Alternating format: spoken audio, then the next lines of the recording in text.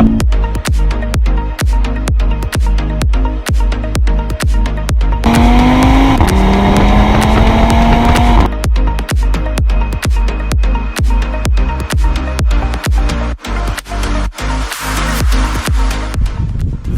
is a 2019 Audi RS3. This belongs to a friend of mine, Adam, who had a Mustang, but now he has an Audi. I've said this once already, and I will say it again. Thank you for your service.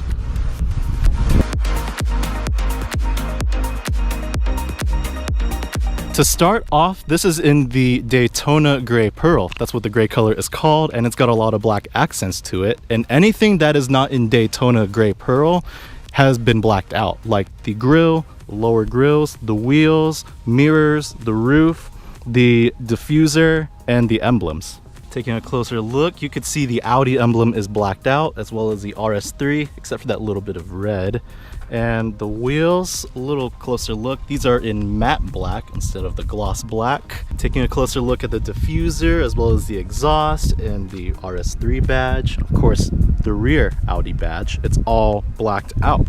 Surprisingly, this car is pretty small. I thought it was going to be big based on what I saw in the pictures and videos. I know compared to his Mustang, it's smaller. The Mustang is pretty big, where the hood was basically half the car. From the factory, this runs on 19-inch wheels, and believe it or not, the tire size in the front is bigger than the rear. The rear runs on 235s and the front runs on 255s, and it's a pretty interesting reason why. It's an all-wheel drive, but it's a front biased all-wheel drive.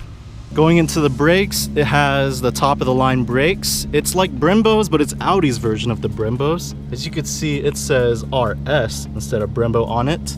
And the stopping power, ooh, unbelievable. The RS3s are not as common as most people would think. Of course, you would see A3s and S3s, but not RS3s. RS3s are very, very rare. They only made 1,000, maybe 1,500, somewhere around there for the US, but they're very rare. Adam has not seen any other RS3 owners. So far, it's just been him.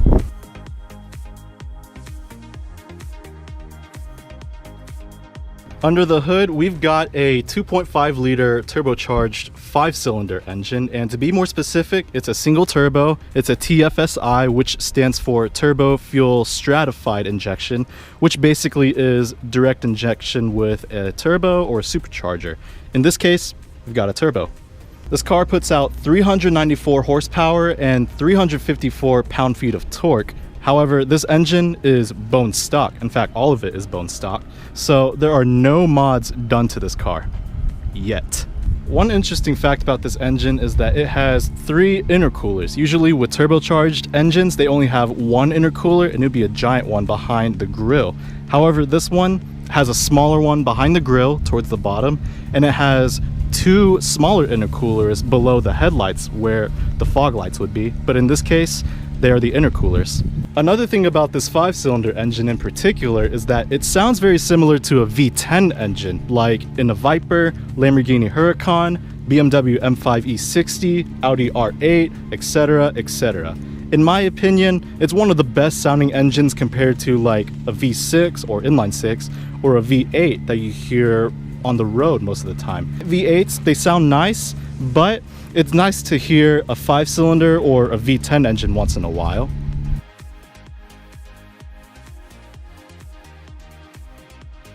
I'm sitting in the interior and I am sweating buckets, but sitting in the seat, it feels pretty nice. The seats are kind of like bucket seats. Not too sure if they're like legit bucket seats, but for sure they got the curves on the side to hold you in as well as in the back. Both seats, the driver and the passenger seats, are mechanical seats, and it seems kind of weird to have mechanical seats in a higher end car like this, but it's kind of a good thing because 1, they're a lot lighter compared to electronic seats, and 2, they're a lot cheaper and easier to fix.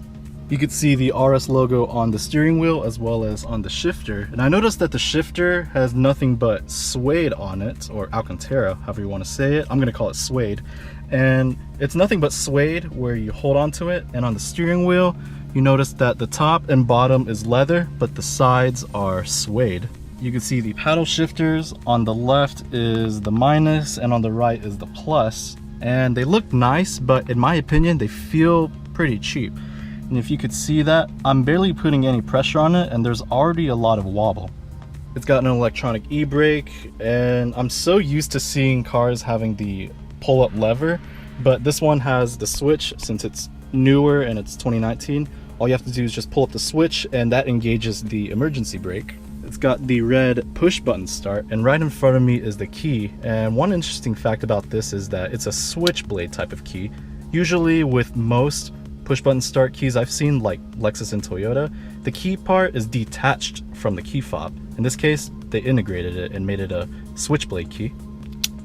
The layout of this interior, I mean, doesn't look like much, but when you start the engine, this little infotainment screen will come up.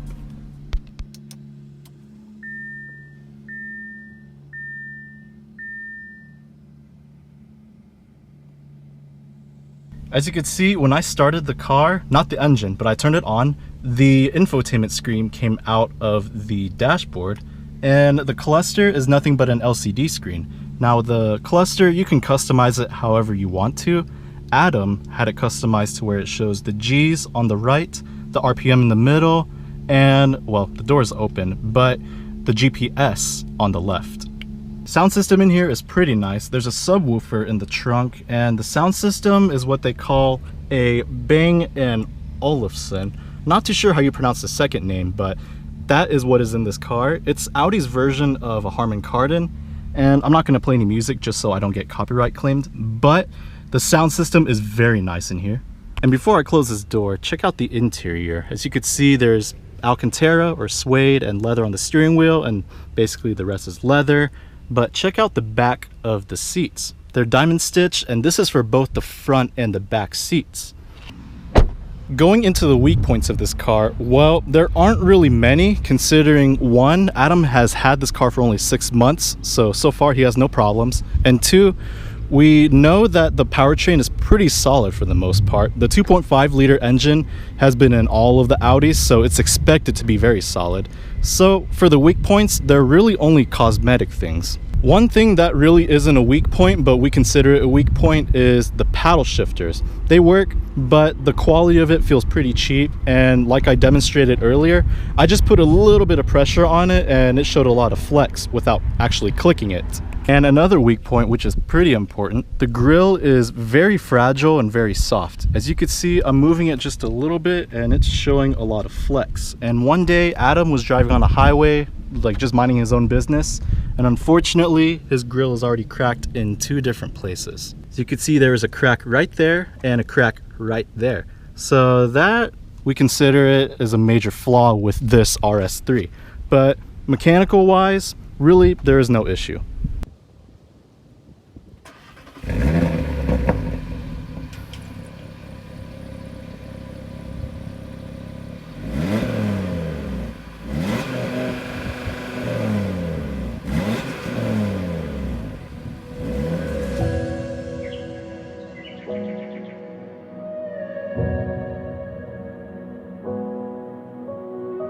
We're inside the RS3. I'm in the driver's seat and we both look ridiculous. Our masks are on our chins, only because if we were to cover it, the camera won't really pick up our voices. So I'm just doing this just to show that, one, I'm staying safe, but also to make sure everyone hears me. So far, as I'm driving it, it feels a little jolty. It feels a little... Like it has power? Yeah. It has a lot. It's pretty torquey, you know, in every gear. The one thing I like about this engine is that it's very linear across the board. It's not like a high and a low and here and there. It's pretty linear throughout the whole power band. Ooh, those pops. Yeah. Not too sure the camera picked that up, but there was a little bit of popping right there. Yeah, and the shifts, when it shifts, it makes little pops in sport dynamic mode. And that's only in sport dynamic, right? Yes. Okay. When you put it in regular drive mode or comfort, it actually, it has those valves that close and adjust the sound basically down or up, you know. If we put it in comfort mode right now, you probably wouldn't be able to hear the exhaust at all.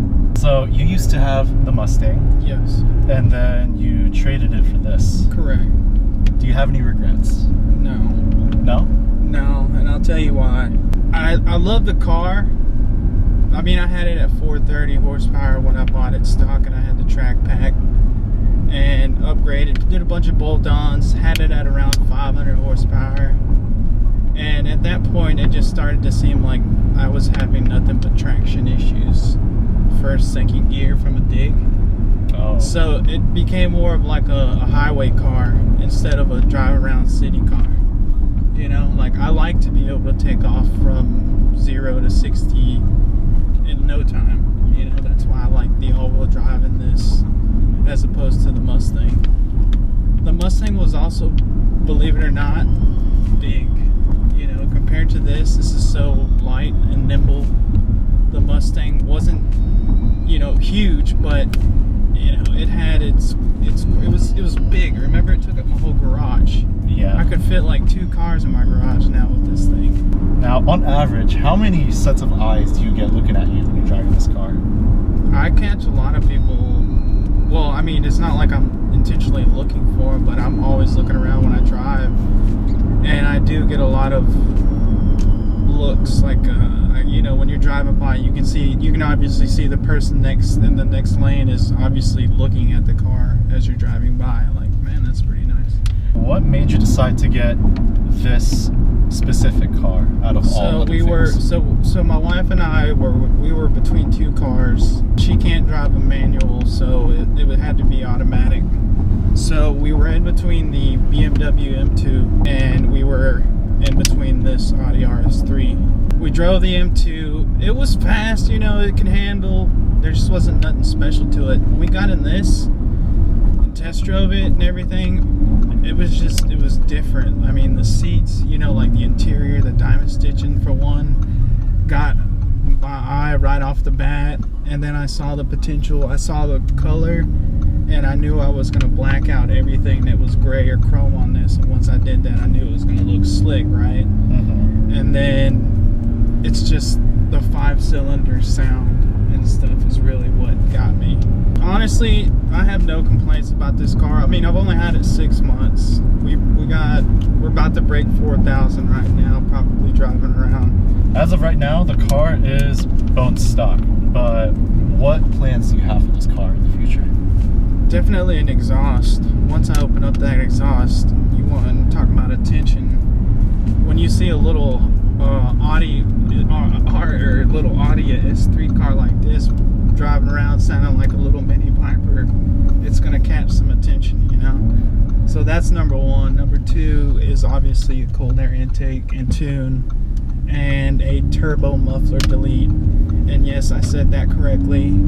A turbo muffler delete. And what that is basically there's a muffler installed on this car to make the turbo not as loud as if I wouldn't want that in the first place, right? People aren't as car enthusiastic or car enthusiasts as others, so don't really care about the turbo sound, but I do. So that's definitely another mod coming. Other than that, this thing really doesn't need much. I mean, it's pretty set as is. For the turbo muffler, is that mainly just to make it quiet? Or No, does it have to do with like emissions as well? It's to make it quiet. It also has to do it with like fuel efficiency, I believe. Something to do with that. But I heard that it causes more turbulence. Oh. So when you do the turbo muffler delete, not only do you hear your turbo louder, it also makes your turbo run smoother. And I was as confused as everyone else is when he said turbo muffler delete, but I looked it up and can confirm that it's real. Yes, because I know when people, I would say turbo muffler delete, you know, they probably thinking, what the hell is he talking about? Mufflers are in the back. Yes, I know that, but this car actually has a muffler on the turbo, so to speak.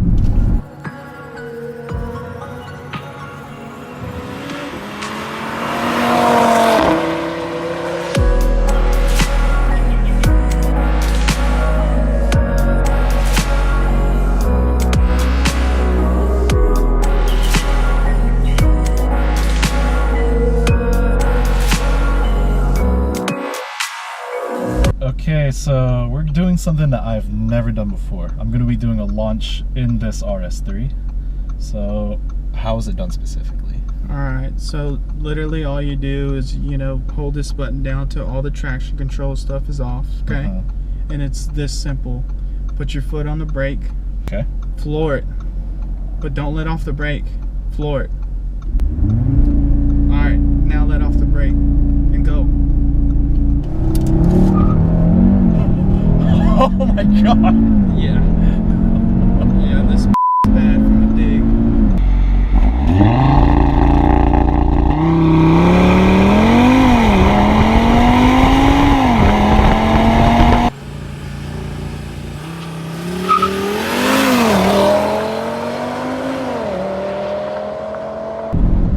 We're already doing 90. I'm telling, this car is a drag racing monster. This is bone stock on factory tires, which are, in my opinion, crappy, even though they're custom made for this car. I don't like these Pirellis, but once I get some Super Pilot Sport 4S's on here, it's going to be even more grip.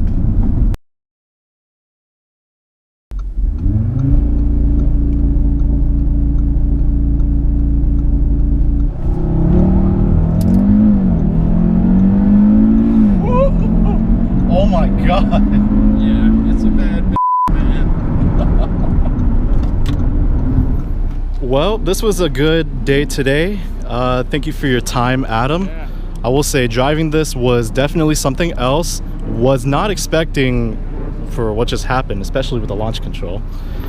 And Shifting your own gears, you got to admit, it's pretty fun. it is. The engine sound is phenomenal.